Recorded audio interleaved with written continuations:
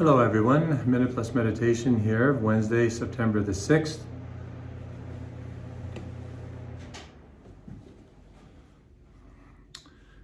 The first reading is actually the beginning of the letter of St. Paul to the Colossians, chapter 1, verses 1 to 8.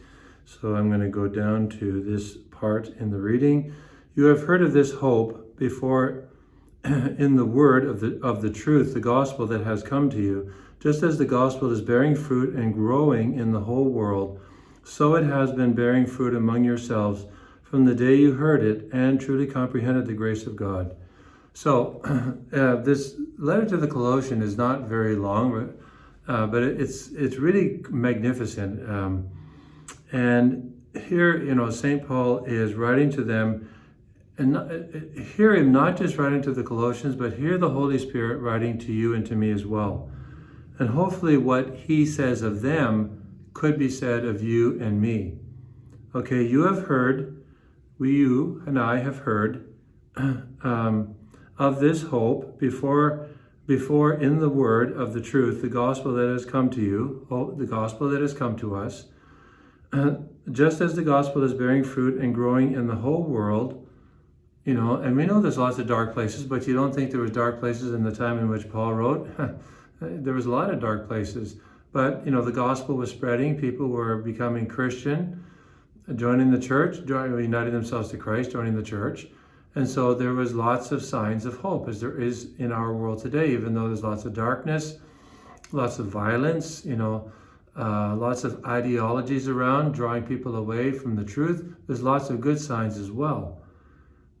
And growing in the whole world, so it has been bearing fruit among yourselves from the day you heard it and truly comprehended the grace of God. So that's the question, is the gospel bearing fruit in your life? Is it bearing fruit in my life?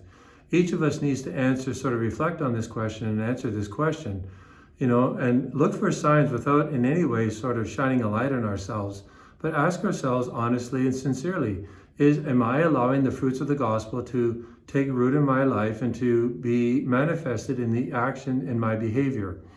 Ultimately, it will be directed, it will be discernible, if you will, in the way I treat God, going to Mass, spending time in prayer and so on, even offering times of fasting, and the way I treat others. Am I trying to improve in my dealings with other people? So these are markers, if you will, that we can look to ascertain whether or not the gospel is bearing fruit in our life. Okay, over to the gospel, Luke chapter 4. Leaving the synagogue, Jesus entered Simon's house. Now, I was there, in June of 2022. It's not a far distance from the synagogue to Peter's house. It's like the house next door to the church almost. You could throw a stone. Wouldn't have to, throw it very hard. There you're at Peter's house. So it's quite amazing. That image comes back every time I read this gospel. He entered Simon's house. Simon's mother-in-law is sick, and he rebukes the fever. And what does she do? She gets up and she serves. So when Jesus blesses you, it could be a physical healing. It just could be just a blessing. In some way, he blesses you with health, even blesses you perhaps when you're not doing all that well.